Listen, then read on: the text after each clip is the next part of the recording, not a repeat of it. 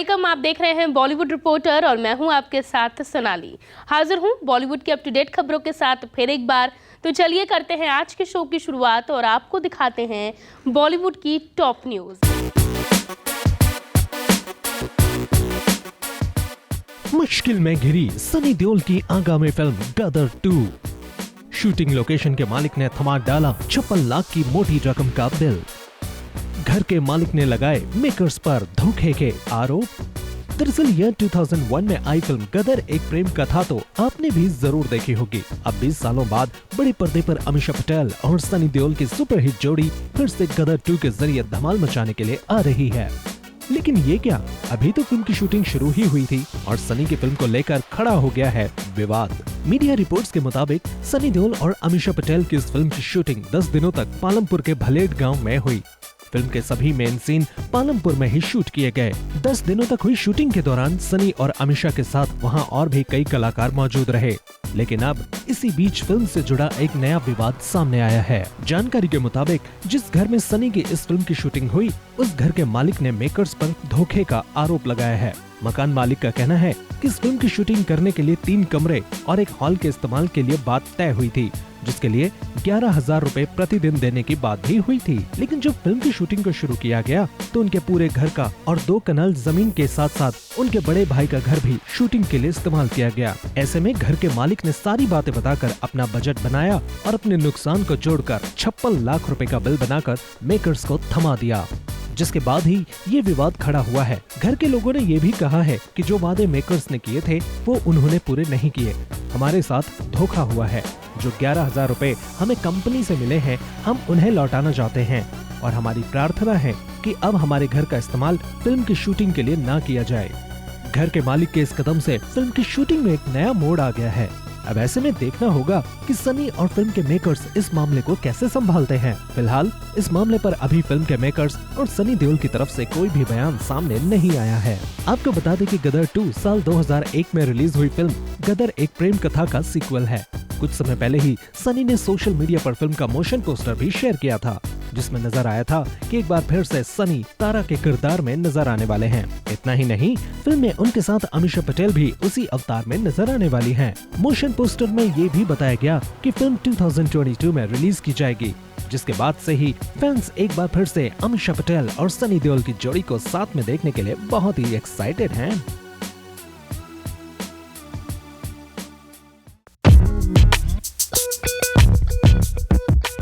बॉलीवुड में कई ऐसे स्टार्स हैं जो खुद एक ब्रांड हैं। एक फिल्म हो या फिर एक एडवर्टाइजमेंट, सब कुछ के लिए ये स्टार्स अच्छी खासी मोटी रकम चार्ज करते हैं।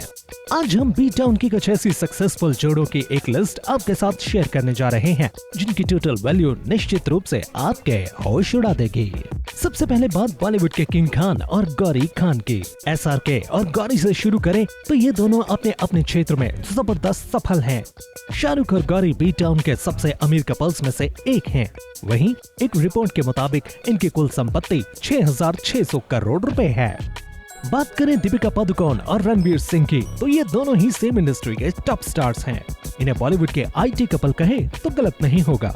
दोनों एक फिल्म के लिए मोटी रकम चार्ज करते हैं। वे कई ब्रांड्स का चेहरा भी हैं। कहा जाता है कि इनकी जॉइंट संपत्ति 450 करोड़ रुपए है। वहीं करीना कपूर खान और सैफ अली खान बॉलीवुड के सबसे वैल्यूएबल जोड़ों में से एक हैं। बंगलों से लेकर गाड़ियों तक बेबो और सैफ कई चीजों के ऑनर्स हैं।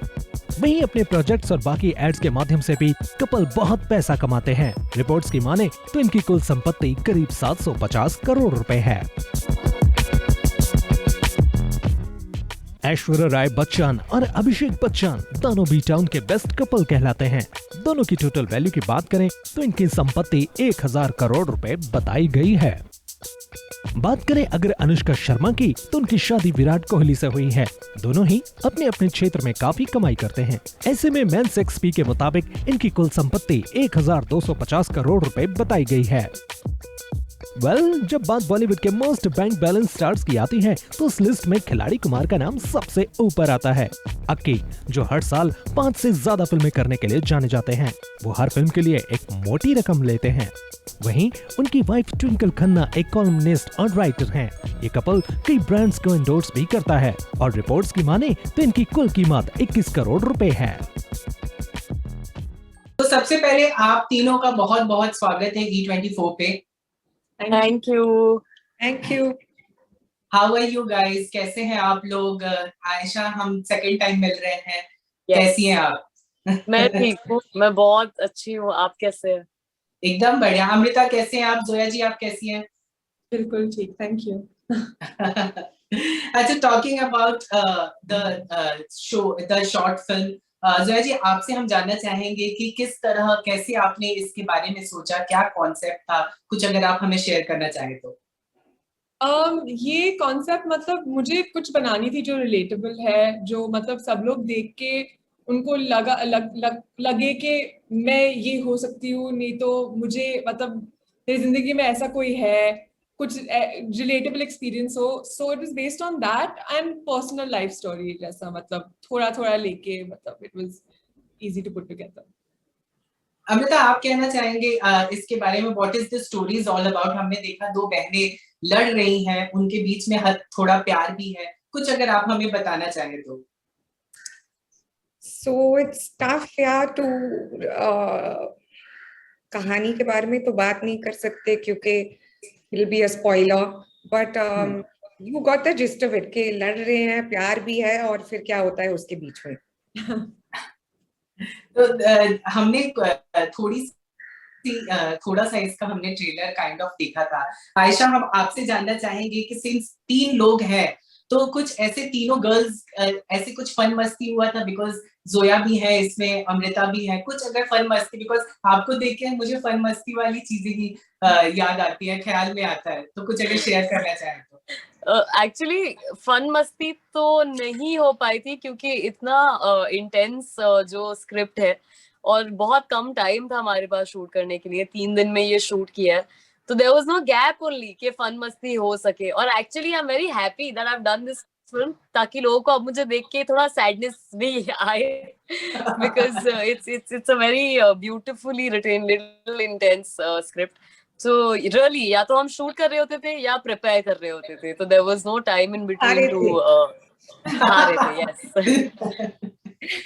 जया जी, आपसे मेरा सवाल ये है कि 2 बेहतरीन सीजन एक्ट्रेस हैं, किस तरह का आपका एक्सपीरियंस रहा इनके साथ काम करके? एब्सोल्युटली, मतलब अमेजिंग एक्सपीरियंस। दोनों बहुत मतलब एक्सपीरियंस और ऑनेस्टी के साथ मतलब काम करने के लिए, like you have to be really lucky, and I think I really was, and genuinely the best experience. Amita, आपसे जानना चाहेंगे, OTT पे भी आपने काम किया है, हमने आपको बॉलीवुड मूवीज में भी देखा है, कितना ज्यादा चैलेंजिंग है दोनों part? OTT is more challenging or the movie part is more challenging? So see, it's not that a role is a role, you know, तो OTT पे हो या फिल्म पे हो, it really depends on that role कि वो role कितना challenging है। पर मैं ये जरूर कहूंगी कि फिल्म में लग्जरी ऑफ टाइम है जो OTT में हमें नहीं मिलती, you know, and that's one thing that I miss, that time, you know, बहुत to get the कभी-कभी as an actor you're not able to get into the zone, या फिर environmental conditions are not the best, but with OTT, or I'm saying not just ये film के बारे में, but across the board, you know, जो भी मैंने काम किया है OTT में, ज्यादातर वक्त नहीं मिलता, you know, to do that one more shot, to maybe wait a little, to take a little more time. So that's what I miss with film, is that's something. अच्छा, talking about Aisha, do you feel like a performance pressure because आपके mom dad भी industry से belong करते हैं, your mom is one of the finest actress, so do you feel like कुछ ऐसे performance को लेके pressure? Sorry, no me. I I don't know अगर performance pressure उनके वजह से होता है because they are not they're very vocal about कि ये अच्छा है, ये अच्छा नहीं है, ये बुरा नहीं है, and I just take it very practically. ज्यादातर performance pressure I think होता है when you're in your head आप इतनी चीजें बना लेते हो. I think उसकी वजह से ज्यादा because like talking about clean, जब clean के workshops के लिए हम आए थे तो मैं बहुत nervous थी क्योंकि I had never played an intense part. I had never played a character that was so layered. Usually सारे character बहुत slice of life, हाँ ही वैसे होते हैं, which works great for me and I know I'm very confident in pulling those off. तो जब इसके workshop थे तो I was really nervous. But then going there, when I heard Amrita read her lines and with such ease, she just like poured herself out on the table. फिर मैंने जोया से भी 3-4 चीजें पूछी, इधर उधर मैं बस देख रही थी कि कौन मुझे और हेल्प कर सकता है. तो again that performance pressure was there because I had created it in my head, you know. But otherwise parents की वजह से नहीं, they're very chill. वो तो मम्मी तो कहती हैं कि बस हो गया तुम्हारा, अब इससे ज्यादा क्या ही काम करोगी, अब let it be. So she's very happy. Talking about the short film Clean, title जो है, जोया जी आपसे हम जानना चाहेंगे कि ये टाइटल क्या चीज से रिलेट कर रहा है इस स्टोरी में, या फिर क्या है, अगर कुछ आप शेयर करना चाहें, बिकॉज क्लीन नाम से कुछ मतलब कुछ आप बताना चाहें तो. क्लीन मतलब ये फिल्म का टाइटल जो है, it's a metaphor. It's for all of the levels and layers of clean that you will see in the film. Because in the film, somebody is getting a clean slate, somebody is cleaning up all of the messes that are being created. Somebody is, I mean, the whole film it's about seeing things in a new light, in a new perspective, and how the relationship between two sisters evolves and how it like plays out.